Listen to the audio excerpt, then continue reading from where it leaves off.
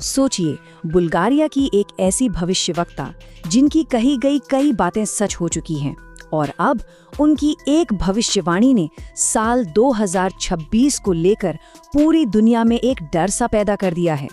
तो चलिए आज हम बाबा वेंगा की कही बातों की गहराई में उतरते हैं और देखते हैं कि आने वाले साल के लिए उन्होंने क्या चेतावनी दी। और उनकी भविष्यवाणियों में जो सबसे ज्यादा डराने वाली बात है वो 2026 से जुड़ी है।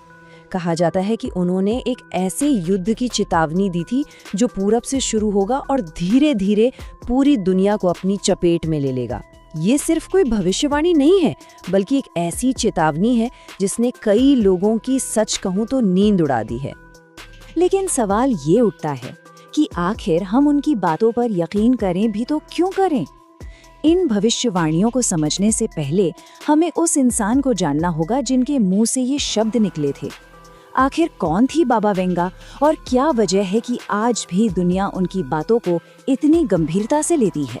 तो इनकी कहानी शुरू होती है 1911 में बुल्गारिया से। जब वो सिर्फ 12 साल की थी तो एक भयानक तूफान ने उनकी आंखों की रोशनी छीन ली। लेकिन शायद इसी अंधेरे ने उन्हें वो नजर दी जिससे वो भविष्य देख सकती थी। 1996 में वो इस दुनिया से तो चली गई, लेकिन उनकी भविष्यवाणियां आज भी हमारे बीच जिंदा हैं। तो सवाल ये है कि वो इतनी मशहूर क्यों हुई?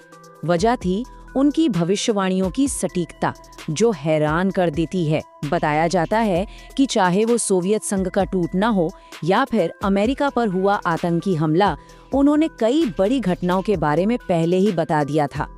और शायद यही वजह है कि जब वो भविष्य के बारे में कुछ कहती हैं तो दुनिया कान लगाकर सुनती है। और उनकी बातें आज फिर से चर्चा में क्यों हैं?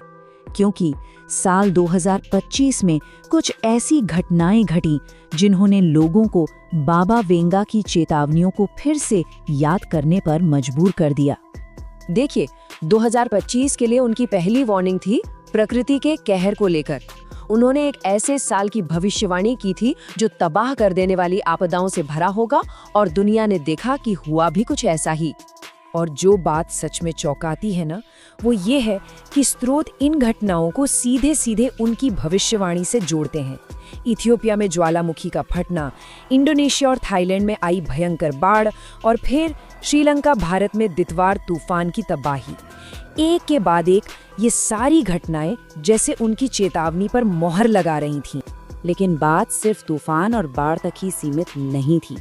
उनकी दूसरी भविष्यवाणी एक ऐसे बड़े आर्थिक संकट को लेकर थी जो दुनिया भर के देशों की नींव हिला सकता था। और ये भविष्यवाणी आज के हालात में सच होती दिख रही है। दुनिया भर में जो जियोपॉलिटिकल टेंशन्स हैं और बाजारों में जो उथल-पुथल मची है, वो इसी ओर इशारा करती है। खास तौर पर श्रीलंका और इंडोनेशिया जैसे देश जो पहले कुदरत की मार झेल रहे थे और फिर आर्थिक संकट की दोहरी मार झेलने लगे। उनकी तीसरी भविष्यवाणी शायद आज के दौर की सबसे बड़ी और प्रासंगिक सच्चाई है, एआई का उदय। सोचिए, उन्होंने दशकों पहले ही ये चेतावनी दे दी थी कि एक दिन मशीनें इतनी ताकतवर हो जाएंगी कि वो इंसानों के काबू से बाहर हो जाएंगी।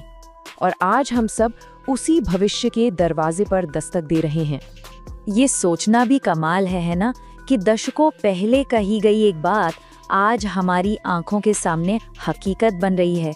एआई जिस रफ्तार से बढ़ रहा है, नौकरियां खत्म हो रही हैं और हमारी जिंदगी के हर हिस्से में घुस रहा है, वो कहीं ना कहीं बाबा वेंगा के उस डर को सच साबित करता है। तो जरा सोचिए, अगर 2025 ऐसा था तो आने वाले साल के लिए बाबा वेंगा ने क्या कहा होगा? आप समझ लीजिए कि 2025 की ये घटनाएं 2026 की उनकी सबसे खतरनाक भविष्यवाणी का सिर्फ एक ट्रेलर थी। 2026 के लिए उन्होंने 3 बड़ी और भयानक चेतावनियां दी। पहली, एक तबाह कर देने वाला युद्ध। दूसरी, एलियंस से इंसानों का आमना सामना।